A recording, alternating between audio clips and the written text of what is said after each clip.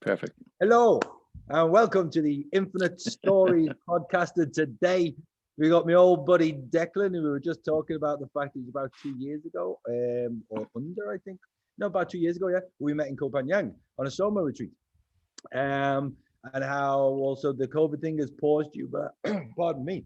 I'm quite lucky. I got paused in Thailand, so I've been doing stuff online a lot, and then that's how we've reconnected a bit online through the group and all the different things, and infinite breath coaching course as well.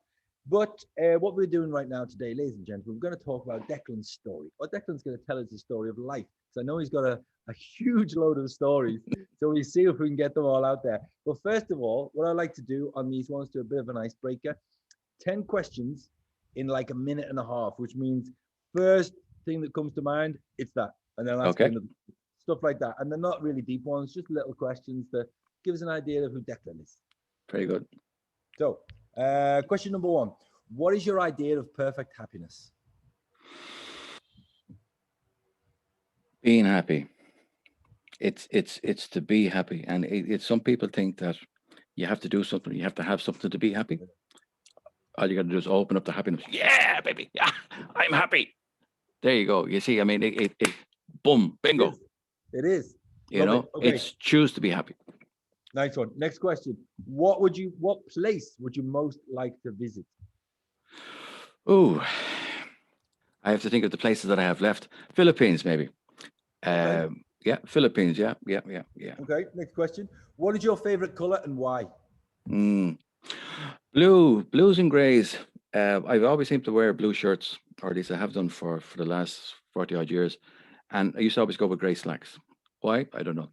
But gray and blue and a good pair of white shoes, white brogues. You know, I first came across white brogues when I was in the Navy, you know, and the officers and they prancing up and down at the white brogues just did it for me, man, you know. I don't have a pair of white shoes. I don't even have a pair of brogues anymore. But white goes well with grey, you know, but you need to have the sunshine as well. Yeah. Okay, like it. One thing you like about yourself. Oh, let me see. Oh, I love my I love that half too. And my ability to be happy, my ability to make people laugh and joking around and not really giving a shit what somebody else thinks, you know. Love it. Do you believe in God? Yes. Well, now let me God not as defined by any one religion, but God as in there's a superpower out there, that there's a divine being. And guess what? I met them many years ago, and they're still there. And I say they because, you know, you can't, it's not singular, but it's everything. It's the cosmos. So yes, to keep it in a short for it, yes, we'll say yes with that one. Love it. Okay. What talent would you most like to have? I used to always do a lot of singing, and I sang a lot, and I played the old bowron. When I first heard it, was it Louis Armstrong, you know, the old great fella, and he doing the trumpet, and I says, man, this has got to be like that, you know. So I think it was about 6 or 7, and I pestered the parents, you know, what do you want for Santa? What's Santa bringing you? You know, I says, trumpet. They says, what? I said, a trumpet. Yeah. So I pestered them until I got a trumpet, and I looked at them. Nothing happened. I said, fuck that. But singing. Oh, singing. I'd like to get back to singing again. You got to do it one day. We'll be doing it, man. We'll be doing it. Yeah. All right. If you could be called by any other name, what would you like to be called? Master. Which I the Infinite Coaching Master course. Oh, great master. What is happening? Oh, yeah. Let's swiftly move on. What's your favorite song of the week right now in the moment? What's your favorite music? What's the song that gets you? God, I heard a song there the other day, and I said, man, that's brilliant. The only young girl, can't even remember her name, but straight from the heart. And it's it's phone book or telephone line. No, not telephone line. It's driving license. It's the only young girl. She's man, it's brilliant. Well, later on we'll find it. We'll put it in the comments on YouTube. Yeah. What's your favorite swear word? I try not to. It's something which I gave up. Um, it's something in when I started conditioning my mind, and it's like say, when we use swear words like that too, sometimes it's our inability to communicate in a different way. Mhm. And so I used to use fuck and this and shit and all sorts of stuff a lot. Um, what I liked about it is, I suppose, as far as because it's in a different language, I say go for dummy, which is Dutch, and it's for I forget now what it translates for, but to me it doesn't come across as actually swearing. So I try and avoid using any cuss words. Gotcha. Okay, we'll stick with that. That's beautiful. Yeah. Nice one. Final question. What is your motto on life? Live it, be it, grow every day, and it's to when we sometimes in life, especially when you ask questions like this, we're always sort of bringing it back to us, Yeah. and we're thinking about me. And I mean, I'm just a small part of the cog in the wheel here in this big mad universe. So it's really not so much about what I can get, but it's what I can give. And I think once you take the focus off that and what can I give and how can I be better, now we're into the good stuff. Now we're into the jingly jangly stuff, and the passion, because it's all about what's in here, this heart, this beautiful memory thing. And when they talk about, the energy of the heart, that it's out there, some say 3 meters, some say 15, some say 50 meters, that this part of us goes out there looking after us, but also affecting everybody else that's around us. Yeah. So now you have a choice. What way do you want to be? What way do you want to affect people as you're spending your day? Do you want to affect them as in a positive way? Do you want to bring a little bit of light, a little bit of joy, or do you want to bring the whole bloody world down? And sometimes we feel, God, you get up and whatever reason you're feeling shite, and there's a good word for you, shite. But Swear when you're word came out. exactly, but when you're feeling sort of not top of the game, as soon as you take your energy off what you're feeling and thinking about, Yeah. man, isn't that a lovely flower? Or look at the sunset out there, or the birds singing in the air, or whatever the case may be. Even if it's out Yeah. a rook or a crow, you know, look for the beauty in something else. Your energy changes immediately, and all of a sudden you're thinking, It does. how can I be better? How can I be better and how can I help? It's a funny one, but okay. So recently I'm sitting on the balcony here in the stars at night. It's ridiculous, man. Mm, And you're right back and you're just like, I'm a tiny cog, like you said, in the big wheel of the universe. But just looking at the stars, it makes you feel so small, yet also so much part of everything, and all that bullshit in the mind mm, often goes, not always, but it's beautiful. And going back to that, what I had in AA as well, you try and push you into you a little bit. Is like how think about other people, because we let this thing go, it mm, just stays in the mind, ruminates. So actually, it's like doing the classes I do and stuff, and you do, and these things that I'm doing now. You have to, whether you even like it or not, whether you might be a bit tired before these things start, and you're like, you've had to focus on people. That's what I keep trying to tell the coaches. I'm like, man, you got to yeah, listen. You got to focus on the other person. And I swear to God, it turns out the most enjoyable thing then, because yeah, you're out your mind, you're genuinely listening, and you're taking in these things, and hopefully, like, you're empathizing, then you're coming up with questions or how you can help or how you can't, and you pass it on to someone else. But with these interviews I'm doing, it's a game changer, man, because it's mm, very, very interesting. Everyone's got a story to tell. Everyone's got something to give. And it was a while ago in some kind of days or morning, and I was like reading something. It's like every single person I meet, I can learn something from. Because if mm, the ego gets in the way, it's like Jim or John or whatever, he's rambling on, he doesn't know anything. But if you look at it in a different way, every single person's got something I can learn from, then you'll really listen more. And same again, going back quickly to the meetings, you'd walk in there sometimes, especially if you hadn't been for a while, and people are sitting there moaning about stuff, yeah, it's like, and they're trying to get problems out and stuff. You're like, oh, and I was like, stop, no, stop, really listen, really fucking listen to that guy in the corner who I don't even know at all. And as soon as I do that, everything would change. All his mm, words made sense. Even if he's moaning about his wife, he's got to moan about his wife. So what? At the end of the sentence, there was some beauty in there. You associate, you harmonize, you just connect with people. It's a beautiful thing. mm. I'm loving those answers. More than 2 minutes as I thought, but they're great stuff. They're great stuff. I just want to tell people as well. We did one of your classic moments. So on the calls that we do with the coaching calls, and then sometimes we do like an exercise where we've got a theme of a meditation, and maybe there's 15 people, and I'm like music on in the background, and we go around with different people. I Mm. say about a minute per person, and people's lying there, everyone's got their eyes closed, and they're saying something. Then I'll direct to the next person. So you have to listen because you don't know who's going to come up next. And all everyone's going around saying these beautiful things, and then it comes to Declan's turn. Now me on this, I watched the video. Me, I'm laughing my head off. Boogie as well. She's doing it because we're getting you. And what you lasted for about 7 minutes instead of one. But because it was such gold, it was gold. It was like radio show Declan. I had to chop out that bit, edit it, and put it in the group because it was just class. But anyway, we could wrap it on forever, but we got a bit of a time scale going. So with this one, Declan, yeah, it's basically about people's stories, and I'm interested in your Mm, story. I think you've got a lot to say about what has happened to you. You know, maybe not your philosophies on life, well, not just that, but what has really happened to you to get you to the place where you are now, saying the things you are. And like, I know you're a little bit, and sometimes you have your struggles, but you always are very bright and breezy, and you've got a time for people. mm. So I would suggest, can we go back to the very, very, very young Declan, where you come from, where you lived, what your family was like in your early years, and let's lead through that to the Declan we know now. Absolutely. But you brought something up there a few minutes ago that I feel I have to not interject, but to it brought up a memory, and you were talking about the stars, and Yeah. when I first worked on cargo ships, I was only about 17, and remember sitting outside, out in the aft deck, and with especially when we're in the tropics because it's warm, and we'd be sitting out there with a few cold ones, like the Aussies would say. And one of the officers was teaching me about the stars and about naming them out to me, and I was looking up, and they all looked the same to me because there were so bloody many of them, and you could feel like that they were there. But if you're looking closely enough, and all of a sudden you see something moving, you're thinking, Jesus, what was that? And it's like people don't look up in the sky enough, but it's something that I've always liked to do, and I always do. And especially down here in West Cork, the amount of times that I've seen, I said, "No, that's not human.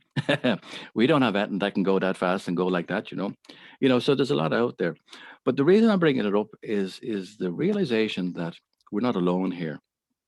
We're alone in this earth as far as we know. There could be all sorts of boogie woogies going around there with us as well, but that there's more to us than this. And some people just think, they think that the human being, this variation of the human being, is what's it, and this is, in our elegance. But there's more. There's a lot more that we don't realize and don't know. And with that in mind, I find that we need to go out as the adventurer, as the with wonder. Wow, what's going to happen today? What can I see today? What else is out there? And Yeah. that brings me back to when I was a child, because when I was a child, when I was young, I can probably go back to 4 or 5 thereabouts. But Okay. always being aware about energies. About I was very sensitive, and always being aware of that there was more going on than just us here in this universe.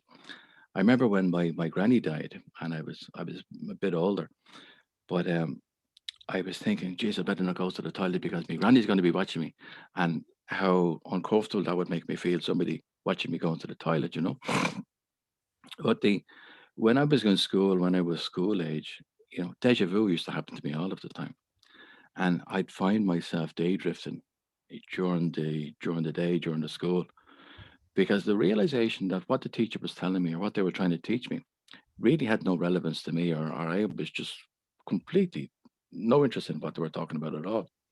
And the way that you could feel, that compression trying to push you into a little box, trying to make you smaller and smaller and smaller. What I want to do was expand, expand, expand, expand. And so I'd be daydreaming. I'd find myself off on a different planet. I'd be astral traveling and zoop, zoop, zoop, zoop. I'd be all over the place. And and then of course the teacher, as throws the chalk at you. Governor, what are you doing? Fuck, up in there. And you're thinking, jeez. So it kind of very strange, and you kind of realize then too that not everybody else is having these experiences. Not everyone else sees life. That you're seeing things differently hereby. Is kind of, Yeah, yeah. and you're not Different. really fitting in. So it's a strange one to be at. But I was lucky enough that because my grades were poor, I had to go back a year, and because there was no room in that year, I had to go back 2 years. And a new teacher came into the school at that time. And boy, did my learning change completely when this new teacher came in, because he saw me and he was able to communicate to me as how I was, or as how he saw me. And so I learned a lot from him, as far as maths and all the rest of it, stuff that you learn in school. But from then, of course, I went out to the workplace. I never really bothered with going on any further. That's a terrible thing to say, really. I think I went to I didn't go to I went on into what's it called, first year, what do they call it, a college? Not really college, where you do your intercert and you leave insert. Different exams. I went sixth form, if that's the age, Yeah, yeah. 16. But I didn't really bother with that. I went into the next level, but I went working from 16, and me in school just didn't get on. But just So, quickly on school, though, when that teacher, because it was something we were talking about just before we started this about the character of the person. They really helped you get into something. I had a few good teachers, and I was top of the class, man, because I was interested in geography. I was top of that. mm, Maths, I was actually pretty good. That teacher was a bit funny. But a few others as well that really I associated with, and they helped me. And I was just, it makes the whole experience 10 times different, like a bit like you're talking about.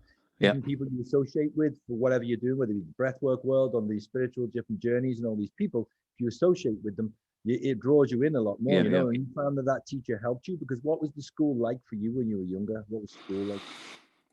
Uh, it was like a prison. It was really an uncomfortable place. It was getting knocked on the head continuously by different teachers, or Yeah, getting I'm just going to say the whip, but they used to use Kane. the cane and the rubber brand. But there were some teachers. There was one female teacher in particular used to have a big knuckle. I won't say knuckle duster, but it was like that big ring, and she'd whop you on the back of the head with that. Be walking up and down, boom, and give you a lash. So this was a kind of continuous process. So it kind of brought out the rebellious streak in me, and the thing about, okay, I need to remove myself from here and get out. And so as soon as I could, I did, and ended up on cargo ships, and that was a mind opener. Because I was traveling everywhere while my buddies or people of my same age were still doing the same. They were going to school, they were getting ready for their exams or what, but their weekend. So I'd come back after 6 months being at sea, and I'd be going down to the local pub. So it must have been drinking age. Amazing how drinking age. We drank early at those days. But I'd be down in the pub, and I'd be, people saying, so where were you? What were you doing? And I'd be talking about Korea or Japan or somewhere in Africa. And all of a sudden I noticed the whole pub was quiet, and everybody's listening.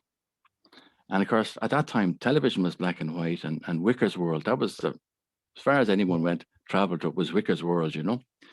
So here's this Kavanagh in the middle of the pub now talking, telling stories about Africa and about fishing for sharks and stuff like that off Panama, and being chased by samurais in Japan and all this sort of weird stuff. How old were you when you went out to sea then? I was 17. I was just on 17, and spent 3 glorious years traveling all over the world and being everywhere. I was in every ocean, every sea, through all of the stuff, and missed the Arctic, missed New Zealand and Japan or Australia, but pretty much everywhere else I kind of hit a little bit. But that company went bust, and I think, geez, now what am I going to do?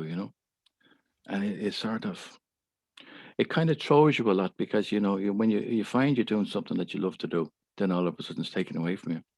So long story short, I ended up in London working on the building sites and the hotels, and I was always interested in food. So I was thinking, so maybe something in the food line might be interesting, because people say, what do you want to do? I said, I don't know.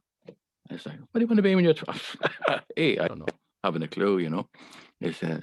I'm still living a bit and trying different things. So I did the building sites, and I did the oil rigs. I did a couple of stints on the oil rigs, and that was cold. But a company called CERT, a training program, started in Dublin at the time. I was about around 20, and be bringing it home. The parents say, you might be interested in that. So I ended up training to be a chef when I was in my 20s, and this was something now that I wanted to do. So I'd be telling everyone, shh, shh, shh, stay quiet. Your man's talking here. Get up, shut up. And because I was fairly interested, of course, other people were coming in out of school, and they were still messing, and they didn't know what they wanted to do. But I really wanted to do this. So it used to bug me when people be messing and stuff. I'd be like the enforcer. I said, shut up, yeah. And because I was really interested in learning about food and different types of food. And it was a great training program because you learned about the costing, about the benefits of food, growing of food, different serving methods. So you weren't just talking about learning how to cook, but you learned the whole spectrum about how to become a chef and what that entailed.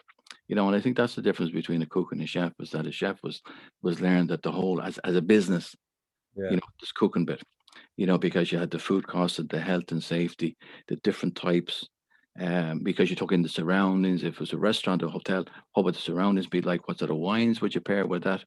And we learned French, and we did, there was all sorts of wonderful things brought in, and they're no longer in service. And also people, they go 6 months or something, and they're come out that they're told they're chefs and whatever. But it's a bit like everything. A waiter, had to go to college as well at that time, and do 2 years to Yeah. learn how to be a waiter. What did All you of do with the chefing then, or where did you take that? they, well, I always wanted to, because the chef, and at that time, cruise ships were very, um, they were sort of like the feather in the cap, working in France, working in Switzerland, and the cruise ships. So I did Switzerland. I worked all over the place in this country, and then England, and ended up going to Switzerland, worked over there for a while. That was good. And I was just learning how to. Gas used to go to there was an English pub. They called it the Irish pub, but it was English. And then we'd meet up there once every week or every second week or whatever. And I was learning how to speak German, because where I was based out way out in Zurich Sea, and there was nobody spoke English, so I had to sort of learn how to. There was a Dutch waiter out there, and he could speak. Put you to shame. He's 6 or 7 languages he had, be able to go from one to the other. So I used to talk about with him, and so he'd be doing the translating for me, So I said, "Feck it, I gotta get a handle on this German." So I remember one time, it's probably after about 6 months, and I was in my cups a bit, and I'm in the English pub, and I'm speaking to this fella beside me in German, my halt in Germany, and he says, "I'm Irish," and I kept repeating to him in German. I said, "Yeah, yeah, verstehen, yeah, yeah." I give it to him, giving it to him in German, So he said, "Well, if I could say join in as well." So the two of us paddies there in an English pub, trying to speak German to each other. What a laugh that was. Where did the food thing take you? Because I know you had a restaurant in Ireland. Where did the food Yeah, thing? well, no, I ended up working. Cruise ships was the other thing I wanted to do. I wanted to work on cruise ships. Now, my idea of cruise ships at the time was like the QE2, and there was a big old cruise ship called France. Everything was all old world and old style and all that. So that was my idea of what cruise ships was. So I'd applied online for a couple of cruise companies, and I got my interview, and I got accepted. And they says, "When do you want to start?" And I says, "Tomorrow." And I said, "Right, yeah, good luck." So I got taken on. I had 2 weeks, I think, because you had to go for medical, you had to get all these, plus you had to go to America to join the ship. So I get to America, and I'm all dressed up, and then getting into Miami on the plane. And at that time, still we dressed up to go to the airport, and then you had to wear a shirt and tie or a suit, your best clothes. You go into the airport here and flying, ooh, your best swag. So another little favorite, of course, that we used to always have, but yeah, we have little brandy when you're flying, because hey, you got to get into the mood. So you'd have a cigar and a brandy, and your smoked salmon sandwiches, and say, "I'm flying to America," joining the ship.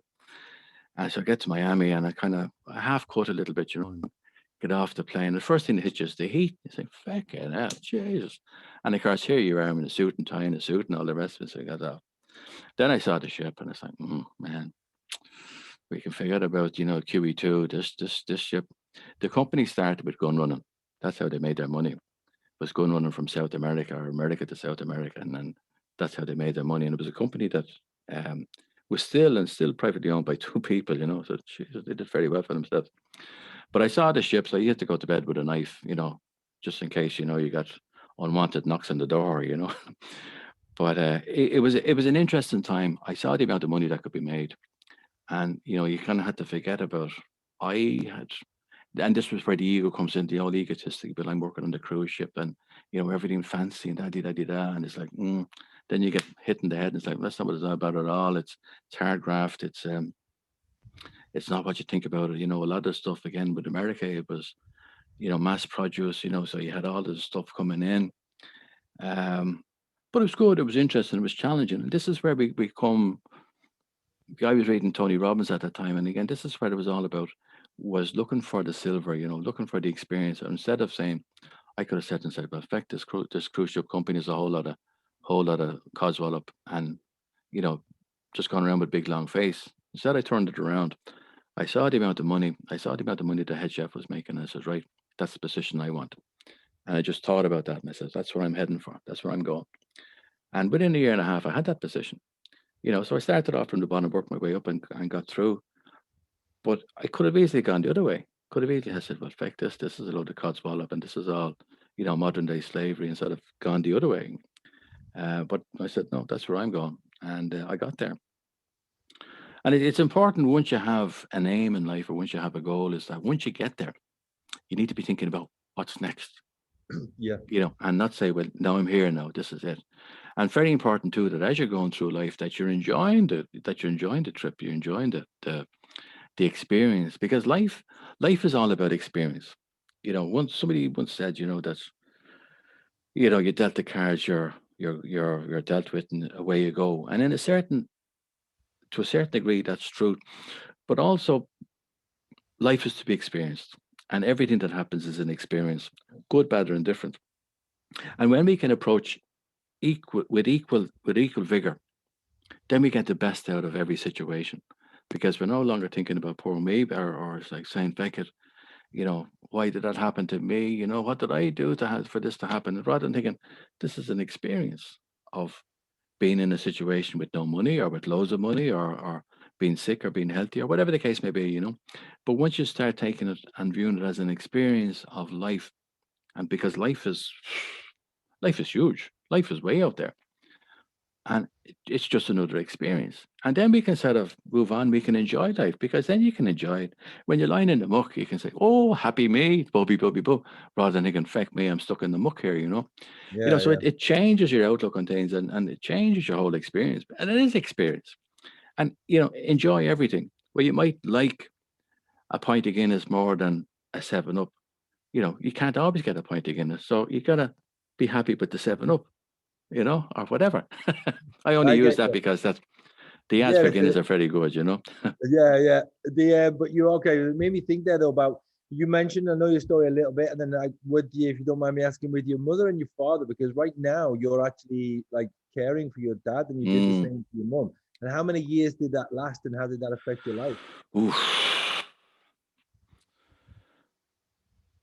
I had a restaurant in Mexico. I kept all my monies in dollars, and at that time there was still a recession over in this part of the world. So, and I like the heat, so I stayed over in America, and ended up going down to Mexico, and had a great ended up having a very expensive hobby, and it became very expensive, not only for my health and the sense of well-being, but consequently, I went there with plenty, left with nil, and had to start again. So I think I had $100 in my pocket. I had to make a distress call to the mother. I says, Mom, I said, things ain't really working out, and can you come over? And I was lucky that I had a little stash over here, over here being Ireland. And I said, go into the stash, take out enough money to have a holiday for yourself, and then for me to go back again. And so we did that. And while she was there, we had a great time. But it still only had $100 when I was leaving. And the buggers charged me $50 for XX baggage. Man, I cried. And it was like, oh, poor me. But I had to sort of let all that go, and literally downsize and come back to Ireland. And again, because I've been away for so long, because now I'm in my 30s, I was 37 now at this stage. The mother wanted me to come back and into the family home. And so I did. And within a couple of years, she got cancer. And she was kind of getting better, and if I need to regress a little bit. I had once heard this fella describe a holiday that he was on, walking in the mountains. And he came walking in the mountains. Jeez, what the hell is that? And he was talking about in the Himalayas. Yeah, he says, got the holiday, walked up in the Himalayas, and I'm walking in the Himalayas. I says, jeez, this intrigued me altogether. So I got to find out about this. So one of the first years that I was back, I'm walking in town and I'm walking past a tourist place, and I see a sign there, walking into Himalayas. I said, bingo, that's the job for me. So I went in and I said, how much the tickets? And they said it was 2 grand. So 2 grand. I wasn't working at this stage. I was getting £50 a week on the dole money, and I had no money. And it was 2 grand. And I said, right.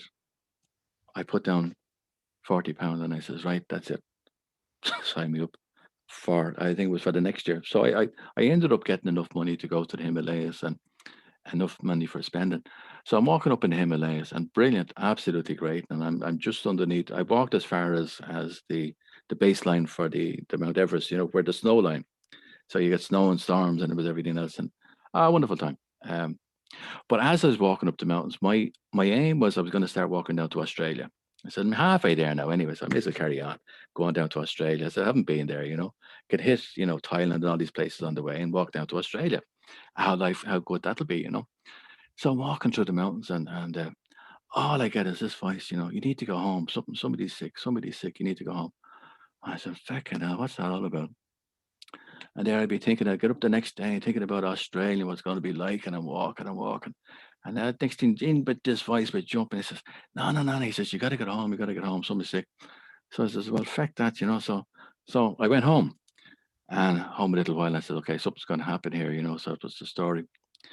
And the mother says to me, she says, son, this house is going to be yours. What would you think it was in the country? So I said, West Cork or Clare. A year later, we've moved down to West Cork. That very year, the mother gets cancer, gets breast cancer. And I'm thinking, feck it, there we go. See, this is what the voice was telling me, that I had to be had to be Yes, home for this, you know. And so uh, diagnostics at those times, they were saying, well, you might live a little while, you might live a good while, But I said, well, I better stick around. So I stayed around, and of course, the 5 years, she had the 5 year check, and she was still fine. And but all through this time, I was sort of working on her as well, teaching her about the meditation and going in and seeing the light and seeing the body healthy, seeing it whole, and trying to get her to eat healthy food, So working on making her, improving her life a little bit, 5 years turned into 10 years, which turned into, geez, ended up turning into 20 years, just under 20 years that she lived for. What were you doing in that time then? You were like the care person. I was, yeah, primarily looking after her, but after a while, I thinking, geez, I need to be making a living too, I need to be getting out. So I'd stop what I was doing, and I'd get out and go back working as a chef. And again, not really doing what I wanted to do, but sort of knowing that I had to do it for my own sense of well-being, that I had to get out, and I had to do something for myself, and had to be living somewhere else, but within distance. I ended up with a Thai girl, and ended up marrying her for she was in a bad situation, so to help her out, I married her. And she ended up having a restaurant, and it was good because it helped me to get out of the situation. So I was helping Susie in the restaurant, then I was helping the mother. Every Monday I get a phone call, I need to go to this hospital, that hospital, the other hospital. And so it was a case of, um, what's my life all about? I'm running after people, and so we looked after the mom, and I knew she was dying. So I made the last few years as good as possible for her. And then again, because of my awareness with holistics, with True Life, again, about having to deal with certain situations, because she was with my father, and it wasn't a kosher relationship, it wasn't harmonious. There was a lot of grief there, a lot of struggle. My mother had a lot of resentment, a lot of anger towards different situations, towards her life. And so I took the time to help her not face them, but to see them and to let them go. So I brought her back to her homeland, and brought around all the graves and all the old people. And then, let all the stories come in, and we do a little meditation, a little breathing technique for her to let them go. And so she got to the stage that on her deathbed, she was able to forgive everybody. She had gone through, we went through the forgiveness process, and she was at peace now. She was happy to die. We had gone through releasing all of this stuff. And this is something that we all have to do. We all have this stuff, that we all have these things to deal with. And it's far easier to deal with when we're alive, rather than that men are dead. Yeah. But in Go our on, sorry. relationships with other people, Yeah, if you have this situation where you say, geez, if you yeah. find yourself in a Which situation, can carry on from like an old situation, you put that onto new people in your life. But do you yeah, find you had any anger or resentments at having to do that for so oh long? God, yeah. Well, I had an awful lot of anger over Mexico. I took on a lot of business partners that really, in Mexico, you have to have a business, you have to have a Mexican associate. You can't, as a foreigner, you have to have Mexican. So I had a Mexican who was stealing from me and all sorts of other things, and then I had some of that. So it was money out, money out, money out, money out. I had a house in Ireland, lost that, by the time I got the money, it was the address that they sent the check to was in San Diego in Chile instead of San Diego in America. And by It's the a bit of time a I got fuck. it, it was like, jeez. So I drank that, and I said, you know, but yeah, so I had an awful lot of anger. When I was in Mexico too, I thought I was getting in a very self-destructive mode. So I was going around picking fights with Hell's Angels, and there was a Hell's Angels crowd used to come down from Canada, and they were doing their druggies. There was at the back of where I lived, there was big cannabis things. There used to be growing stuff out there, and it was really in the jungle. You couldn't walk. Well, you could walk, but you'd have to go through these armed patrols to get there. So I'd be running into these people. They'd either be the federales going around with their machine guns going up into the jungle to get the fellas, or the other fellas coming down with their druggies getting rid. So the Canadians, anyway, these fellas, uh, they ended up turning lovely lads. I used to go drinking with them then afterwards. But when they first came on the scene, I was picking fights with them, saying, "Hey, you fucking big wazzy, huh?" And you reckon all that's that old resentment and anger that you had in you, like it It was wasn't. all resentment, anger, and it was lack of self-love, um, disappointment in myself because my dreams, my aspirations, I had used it to achieve certain amount. Now I fucked it all up. Now it's all gone. Everything's gone square. It's like, what happened? I was married, boom, gone. Had a restaurant, boom, gone. Had a house, boom, gone. No money in the bank, gone. Everything gone. And it's like, what? Where do I go now? And it's like, um, knowing, having the tools, because I knew if there was something that I could focus on, I could get out of it. But I don't to focus on. Knew if there was something that I want, because I was able to get there in the first place from nothing. I was able to get that position, to get that job, to get that house. So I've used all these tools to get there. But now I found myself really feeling sorry for myself, drunk all the time, smoking, angry, angry, angry, angry, angry with myself, angry with the situation, angry with life. Um, just angry with everything. And really kind of had to sort of take it back and waking up to my higher self and to start loving myself, to go on this road of self-acceptance and self-love. And that was, I'd have to say, a difficult road because it was, sometimes we don't like to know that about ourselves. I did some terrible things and you don't want to see that. You don't want to hear that.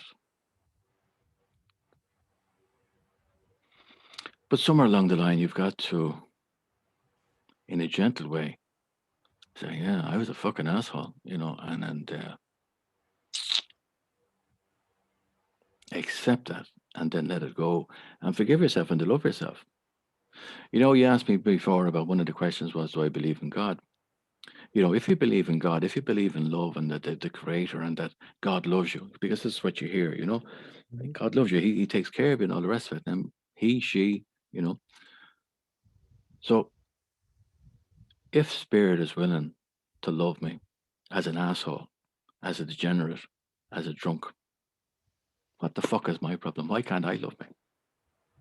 If the That's a higher good. power in the whole universe can love me, Yeah, yeah, that's a good one. I like it. I like it. why can't I love myself?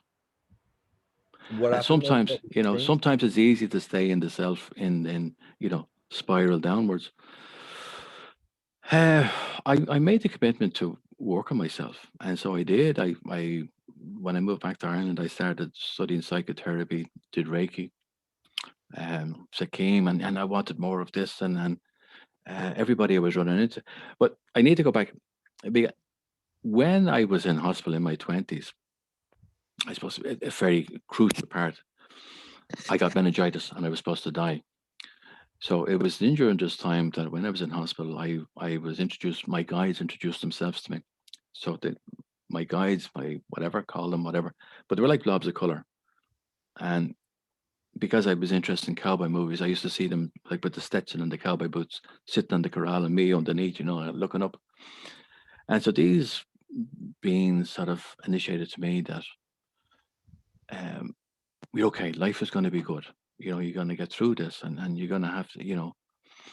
So I was aware of when I had this connection with a higher part of me, higher beings.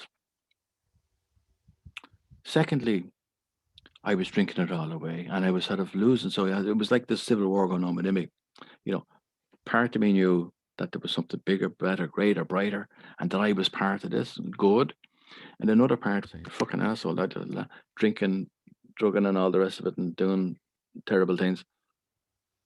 It was you kind of really had to wake up and say, okay, not that I'm wasting life, but that I have the power to change, and that I have the power to accept that part of me, but also to change and to make a conscious effort to change. So I did. I'm still working on it. It's life doesn't have to be big about. I was looking for this big thing, and you hear it with gamblers, especially. They're always looking for that. They win 10 grand. No, there have to be has to be More, 10 more, million. more. Has to be Yeah. more. I was a bit kind of like that. I was looking for the big thing rather than saying it's all the little things. It's not about the destination, but it's about the journey. And life is about the journey. Life is about how you are now, this very minute, in this moment in time. Not about how you're going to be tomorrow or how you're going to be tonight, but how you are now. I think when we can keep bringing it back and staying in the now it helps us to process everything and just to be, or for the body to process it. For now is where the magic is. Now is where it's important that you're being your authentic self now and you're enjoying life now. And yes, you have to plan things and you got to be looking forward, but you've also got to take care of now. And it's when you're fully here now, everything else falls into place. And it's about too much. We're told everything is out there, and I was always looking out there. I was looking for the father figure out there, the big brother figure. I was looking for it out there. I was looking for the love out there, the self acceptance. I was looking for it out there, looking for somebody else to tell me, God, you're great, you're lovely, you're this, you're that, the other. And I had to realize, no, I've got to start doing it from in here. I've got to be able to look in that mirror and say to me, Declan Capta, I love you. You're great. You're brilliant. You're a star. And that's something that I had to do for myself. And it's something we all have to do is to have that self love for ourselves. Nobody else can do that for us. You think though, why do you think you've had to get to that point where you had to say that to yourself? What was it in your past that's made you not feel like that, or made you resentful and angry over the years or something? Was there a lack of self-belief along the way? School was one thing. They opened the up until that one time that teacher that was able to turn things around for me. But then of course because kind of get on the right track and then poof, dropped everything again. Uh, I think society can put too much emphasis on young people as they're growing up that you have to have this award or that award or this piece of paper, these all of these names and things after yourself. And so I felt that I was lacking, that I was no good enough. Also, I feel I kind of bit dyslexic. So it's like the left brain and the right brain is not always working in tandem. Sometimes I'd be hearing things or I'd see things, but I'd compute them in a different way. So it wasn't always a straightforward thing.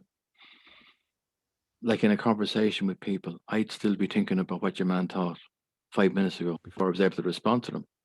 So because of my not responding like rapid fire, maybe people were assuming that I was a dumbbell or and this is my perception that they'd be thinking because they all of a sudden they're talking over you now. So this feeling of not being good enough, not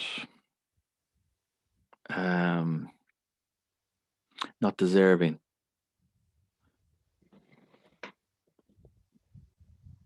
Whether it's religion or whether it's because that has to come into it, because that was part of it, that you're not good enough, and that it was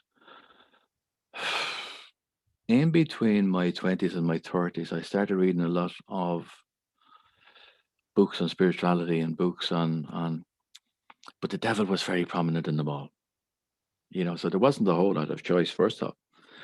But any choice that there was, it was all, it's good to be a sinner, or not good to be a sinner, but it's good to be poor.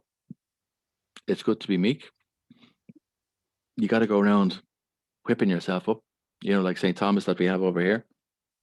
He used to wrap himself up in chains and go crawling up and down the church, saying, oh, or whatever. In many ways, I was thinking, by me doing that, by me suppressing myself and belittling myself, that I was actually doing good in the afterlife or for the afterlife. Right. Fucked up thinking, man. Yeah, Fucked up because the thinking. belief, I think that's a lot Yeah. to do with the church in Ireland and religion in general. Oh, stop. And you can still, Control. absolutely, but you can still see it there nowadays, where people are operating from this sort of system. And it's kind of, it's like, no. And then bit by bit, you see, with the story that I'm telling, it might be hard for somebody to hear who, nowadays we have everything. You've got smartphone, everything is there, Google, it's all there. When I was growing up, there was none of this there. There was libraries which had a limited, and libraries were only for certain people. So knowledge wasn't readily available. And society taught in a different way. And they encourage you to get into some sort of a box and sort of squeeze you. And it wasn't until going to America really where it's kind of, and the traveling at a young age, I mean, that really opened my mind, where there's a big wide world out there and anything is possible. But when you get back into your hometown, your home, wherever it is you're living, you have a tendency, if you're there for too long, all of a sudden to restrict yourself again, to fit Yeah, in, no. to get on with everybody else. This is why travel is so important, that you keep expanding your mind. What they say, like, one of the reasons you've traveled so much. yeah, one of the things what they say about small islands, small people, small thinking, small brain, and it happens, and I've seen it with myself, because within a very short period of time, I've been back in the search. All of a sudden, I was starting to think, I kind of have to think, oh, no, I have to keep reminding myself there's a bigger world out there, and that there's other things, and keep thinking about, but it's very easy to fall into a box, Um, so with society, it was a case of, one, taking responsibility for me, for who I am and where I am, letting go, forgiveness, and also becoming conscious, asking the questions like you asked me about God. It's like some people say, oh, yeah. But God is only sort of maybe a concept to them. They don't really know what they're saying yes to. It's like we need to educate ourselves more about what is out there. Can't think we're the only people in the whole universe. This big, huge universe, there's just us poor little humans in here. Ludicrous. So we need to be able to be thinking about what else is out there. And not to be asking the why and all the rest of it, but to be thinking a bit more like the Red Indians, whereas that we're here on this earth to look after it. We're custodians for the earth, to make it better for the other people, for the people who are coming down after us. It's like going to the playground. You get your ticket, going to Disney World or any of these states. You don't mess the place up. You leave it as, well, you're not allowed to mess it up. But you get in, you enjoy your rides and you do your thing and you have your popcorn or whatever. And then you leave. Leave it nice for the next fella. This is should be our attitude towards the earth. We're here for a short period of time. Here on our ride, the boogie woogie woogie. Do our thing, make the best, and then to leave it good for the next people, not to fuck it all up. And to just keep taking, take. See, I've cursed again now. I mean, how many times have I cursed now in the last? For someone who said they didn't curse, Yeah. quite a few. But yeah, here's a final point. It's like, okay, we talked about this before, it was quite interesting. You said recently you passed 60, and then we're talking about time and life and society perception. But I know you're still caring for your dad. but say things changed in a small amount of time, whatever it may be, and you had more freedom, where would you go or what would you do and why? Well, this is what I've been asking myself for the last, especially since we've been on lockdown, and being aware. Okay, we're not going to be in lockdown forever, and the situation is not going to be the same forever. So I was kind of thinking, okay, Spain. I have a sister in Spain. I have a sister in France. I can go to both those places. So I was kind of reckoning. I like the Canaries, but again, small island, small thinking, maybe So, but I like the temperature that they have, the even temperature that they have. In the 20s, especially in the wintertime. The 19 to 20s, and that kind of temperature suits me fine. Yeah. Uh, so I was thinking, okay, the next step would be for me. I just bought myself a new, I won't say Jeep, a new wagon outside there, and it's big enough to sleep in, and I was thinking, okay, over to Europe, travel between the system between France and Spain, Portugal. I want to go to Portugal. Welcome. They had the same sort of problem here with mass emigration. So they're in a situation where they're trying to get people in there. So Portugal, I'm kind of thinking that's probably where I'll end up. Why? Again, because of the climate, the clima. The people are nice, nice, nice, nice, nice, nice. Food it's inexpensive to stay there. Um, but also I think that this mass awareness is opening up. I always find that it's for me. I feel that I'm only going to be now coming into my own now over the next few years, and Yeah. expressing my speaking my truth and expressing my um shining my goodness out there for the big wide world to enjoy. But for that to happen, I think you got to be central. So I see myself living in somewhere central in Europe. But I kind of have a tendency to I like the heat more than the cold. While I'd be a big exponent for the cold therapy, I'd still Mhm. like to get up when it's warm and it's nice and know that it's t-shirts and shorts once again. You don't have to be well bring the jacket, the coat, and the umbrella, or just the t-shirt. Yeah, yeah, So so I need to get back into a bit of heat. My body wants a bit of heat. Need to take the kit off, get out into the sun, get out into nature, and just go, "Hey, baby, come on down, Charlie Brown." But just to get back out into nature and just get back into being. So that's right. important. Food stuff again. I think it's very important that the food that you. For a while there, I studied to be a raw food chef. I was going down that path, vegetarian and raw food and stuff like that. And it's kind of, I said, feck it, there's too much variety out there to be limiting myself just to one kind of thing. While I Mhm. can see the benefit in eating lighter food, depending on the situation, because definitely to bring our energy up, the lighter we can eat, the higher we can go. And I've experienced that, and I've known that to be true. But I still like my steak every once in a while, and I like my lamb chops. So this kind of, you don't have And to eat it every um, day, yeah, but yeah, it's kind of it's balancing things a bit. But definitely, what we put into our body very very important. When I was in Mexico, there was a little wizened old. She little old hippie old American used to come into me and she said, "Honey," she says, "whatever you do, you make sure whatever you put in your body is of the highest grade possible."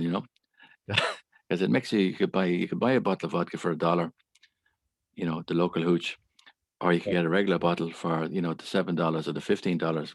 So big difference in the price there. And sometimes they had to go for the $1 bottle, sometimes yeah, yeah. the $15 bottle. But so there's a lot of that. But it's true for everything, for especially for the food. And remember that we are energy, because really at the end of the day, we are vibration. We are energy. We're made up of that, and we connect with all of the other parts. And again, with what I was talking about earlier on, is that our energy field goes out as far as possible. You want that to be as clean and as harmonious as possible. So that Yeah. it's like sending the angels out before you. Lord Michael, Yeah. get your ass out there, boy, and get out there and clear that road for me. And this is something again, especially I used to do it a lot, and I still do it. But when I was driving a lot around Europe and around the places, I get the angels and I say, okay, guys, time to boogie, get out there and make sure the roads are clear, and that my travel is nice and smooth, makes a hell of a difference, if it is only just in the brain thinking, Yeah, I well, thought, but it's going to open up the brain waves and the thought towards something a bit more positive. Final yeah, point. In 1 minute, we said before your motto on life. I know, but your motto on life. But give us the final words on life by Declan. Life by Declan. In 1 minute. Okay, I'd say be kind to yourself, be gentle, always drive forward. This is the way you're going. Have a vision, and aim for that vision. Yeah, go for it. Life is to be lived, to be enjoyed, to be experienced, and experience everything else. Is like, why would you just have? Somebody once said, "Why would you just make one woman miserable when you could make the whole world miserable?"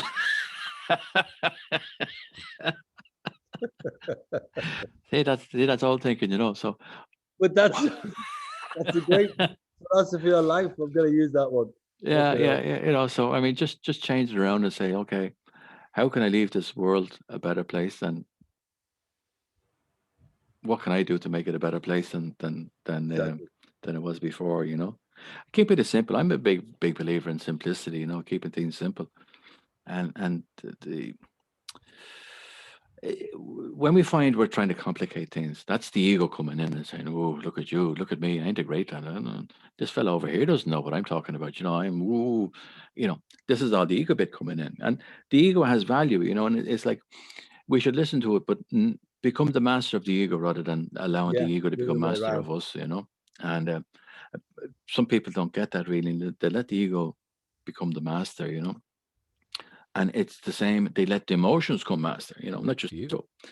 So we have got to thinking, I am a divine being here. I am precious. I am love. I am energy. I am beautiful. I am the universe. Bringing stuff like this, and then you're thinking, okay, what's that look like? That looks like the friggin' rainbow. That looks magic. Fairy dust everywhere, man. Little pixies and dixies all over the place. It's we can create magic. We can be that magic. And it's like, have a belief, have a dream, be it, go for it. Have a belief, have a dream, be it, go for it. I think they're the final words. I like it. Yeah. I like We could probably go for more, but we leave it there. I really had to do another interview, but thanks very much, man, because your story's interesting. You've been all over the bloody world, and you're a ball of energy. Ah well. Should we try our best? Listen, and like per me, it's like I leave it with this wee word. There's a fella in Antrim, and I forget his name, but he talks like, well, now, what's happened today?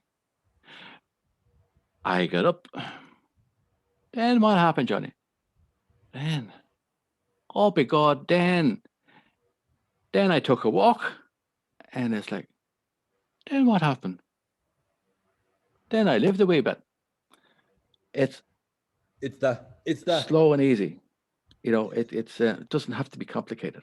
You can be like Ziggy, or you can just be like the man from Antrim and just mosey on in there now and just take your wee time and enjoy it. It's all about the ride. Enjoy it at whatever level, at whatever speed you want to take it at. Said from a true Irishman. From a true Irishman. Declan, we'll see you. We'll see you tomorrow, probably on the call. Yes, you will. Lovely talking to you, Greg. You too, mate. Take care. Talk to you then. Cheers, buddy. Bye.